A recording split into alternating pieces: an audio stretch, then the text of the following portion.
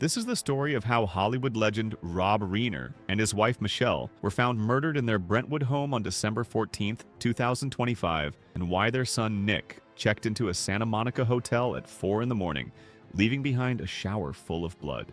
The case shocked Hollywood not just because of who the victims were, but because of the decades-long struggle that preceded this tragedy.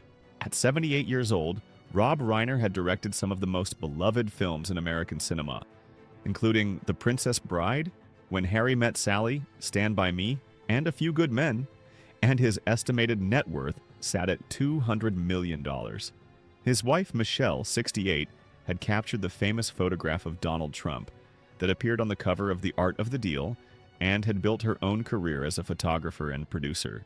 36 years of marriage had given them 3 children together, and on a Sunday afternoon in December, one of those children, their daughter Romy, walked into their home and discovered both of them dead. Police arrested their 32-year-old son Nick within hours, and the details that emerged painted a picture of a family that had been struggling in private for years despite all their wealth and Hollywood connections. The discovery. A medical aid call came into the Los Angeles Fire Department at 3:38 p.m. on Sunday, December 14, 2025, from an address on the 250 block of Chadbourne Avenue in Brentwood, one of Los Angeles' most exclusive neighborhoods. First responders arrived to find Rob and Michelle Reiner with what police described as lacerations consistent with knife wounds, their throats slit. Romy had found them, walking into what should have been a home decorated for Christmas, and instead discovering a crime scene where her parents lay dead. The LAPD's Robbery Homicide Division took over immediately because this wasn't just any case. Rob Reiner wasn't simply wealthy, he was Hollywood royalty. The son of legendary comedian Carl Reiner, who'd lived to 98, and actress Estelle Reiner, who delivered that iconic line in When Harry Met Sally about having what she's having. Rob himself had won 2 Emmy Awards playing Mike Meathead Stivic on All in the Family, before becoming one of the most successful directors in Hollywood. By 9:15 that evening, police arrested Nick Reiner near the University of Southern California in Exposition Park, about 20 miles from his parents' Brentwood home. The booking came at 5:04 a.m. the next morning on murder charges, and Police Chief Jim McDonnell held a press conference at 9 a.m. to announce that Nick was responsible for their deaths. He was subsequently booked for murder and is being held on $4 million bail. $4 million in bail got set initially, but that got revoked entirely. And as of now, Nick sits in the Twin Towers Correctional Facility in downtown Los Angeles without any bail at all. The hotel room. But here's where the story gets even more disturbing, because at approximately 4 a.m. that Sunday morning, hours before anyone discovered his parents' bodies, Nick Reiner checked into the Pierside Santa Monica Hotel using his credit card and making a reservation for just one day. Eyewitnesses who saw him at check-in said he seemed tweaked out, but nobody spotted visible bloodstains or cuts on his body, and he never formally checked out. When hotel staff entered his room later that Sunday morning, they found a shower full of blood on the bed, and the window covered with bed sheets. That timeline creates a haunting question because if Nick checked in at 4 a.m. and nobody discovered his parents' bodies until after 3:30 p.m., he spent hours in that hotel room doing something. Was he trying to clean himself up, trying to figure out what to do next, or simply sitting there with whatever thoughts run through a person's mind after killing both parents? The LAPD's robbery homicide detectives went to the hotel on Monday to gather evidence and interview employees, but those hours remain a mystery. The night before Conan's Christmas party. To understand what happened, you have to go back 24 hours earlier to Saturday, December 13th, when Conan O'Brien was hosting his annual Christmas party, a very formal affair where Hollywood's elite gathered in suits and dresses. Rob and Michelle Reiner attended and had asked if they could bring Nick, telling people they wanted to bring him out of concern, wanting to keep an eye on him. Nick showed up wearing a hoodie while everyone else was dressed to the nines, didn't interact with people, kept to himself, and stayed very reserved throughout the evening. And that's when it happened. A very loud argument between Rob and Nick that got loud enough for many other guests to hear. Rob and Michelle left the party shortly after, and less than 12 hours later, someone slit their throats in their own home. Nick's long battle with addiction. The Reiner family had been struggling with Nick's problems for almost 2 decades by that point. 15 years old when he entered his first rehab facility, Nick had been through 17 different rehab stays by the time he got clean at 19. 17 separate attempts to get his life together, and each one failed until the last.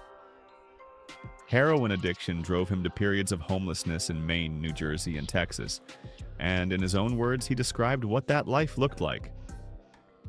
"I was homeless in Maine. I was homeless in New Jersey. I was homeless in Texas. I spent nights on the street. I spent weeks on the street. It was not fun." His parents had given him an ultimatum that forced a choice, and as Nick explained it, if I wanted to do it my way and not go to the programs they were suggesting, then I had to be homeless. So he chose the streets over the rehab programs his parents demanded he attend. The danger of those years stayed with him because, as he put it later, "When I was out there, I could have died.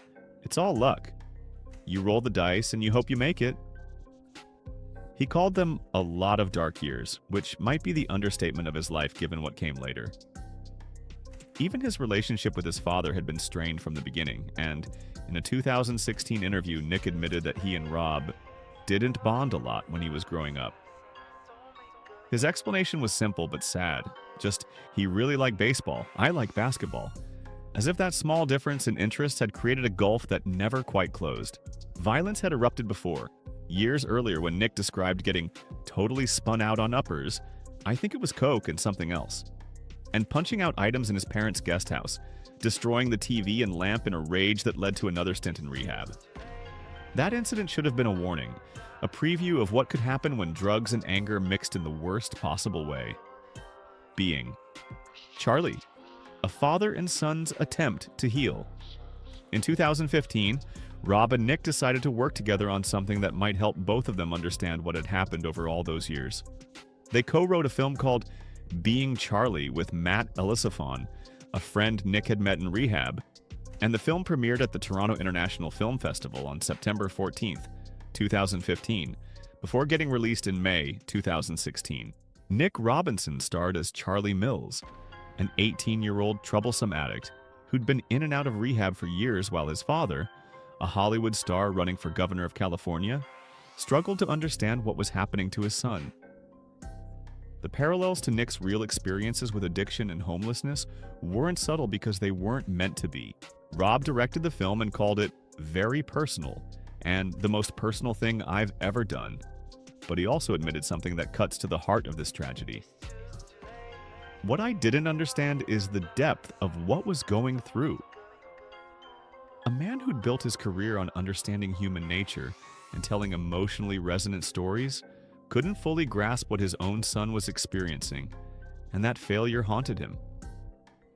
His words later showed how much he'd come to regret not listening. When Nick would tell us that it wasn't working for him, we wouldn't listen. We were desperate, and because the people had diplomas on their wall, we listened to them when we should have been listening to our son. Michelle reflected on the same problem, admitting, "They would tell us he's a liar, that he was trying to manipulate us, and we believed them." These are the words of parents who realized too late that the experts they'd trusted were wrong about their own child, that the people with credentials had steered them away from believing their son when he tried to tell them the truth. Making the film wasn't easy either because, as Rob admitted, there were disagreements, and at times it was really rough, working together.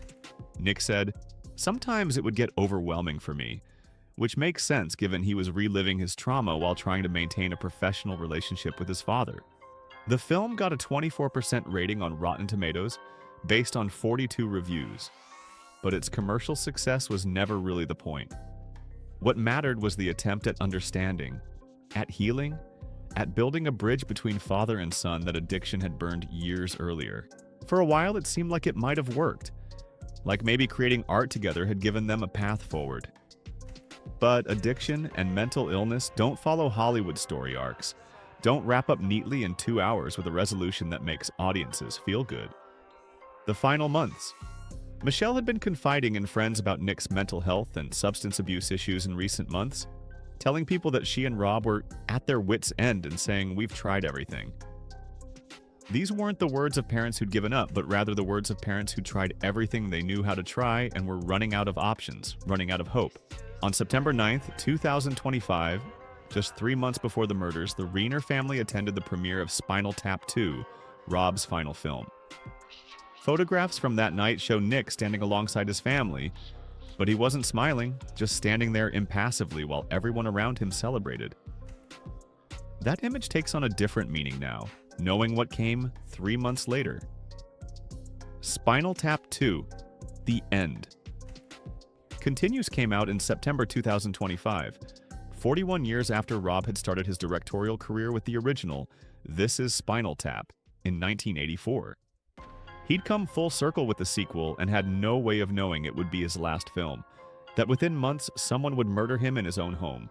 A legacy interrupted. Rob Reiner's career had spanned decades and touched multiple generations through his work. Castle Rock Entertainment, which he co-founded in 1987, went on to produce Seinfeld, The Shawshank Redemption, and The Green Mile, giving the world some of its most beloved entertainment. 3 of his films got inducted into the National Film Registry. He earned nominations for an Academy Award, a BAFTA, and 9 Golden Globe Awards, received a star on the Hollywood Walk of Fame in 1999, and got the Chaplin Award at Film at Lincoln Center in 2014. But his proudest achievement might have been his marriage to Michelle, whom he met on the set of When Harry Met Sally through cinematographer Barry Sonnenfeld. Their connection was so immediate and profound that Rob actually changed the film's ending because of it, rewriting the original plan where Harry and Sally were going to walk away from each other so that they ended up together instead. In a 2014 interview with AARP, Rob said, "As you go along, the relationship becomes better and better because you really become best friends. She has helped raise me." They married on May 19th, 1989, and had 3 children together. Jake born in 1991, Nick in 1993, and Romy in 1997. Rob also had an adopted daughter named Tracy from his previous marriage to director Penny Marshall. After the murders, Tracy posted, "I came from the greatest family ever. I don't know what to say. I'm in shock." And the family released a statement saying, "It is with profound sorrow that we announce the tragic passing of Michelle and Rob Reiner. We are heartbroken by this sudden loss, and we ask for privacy during this unbelievably difficult time."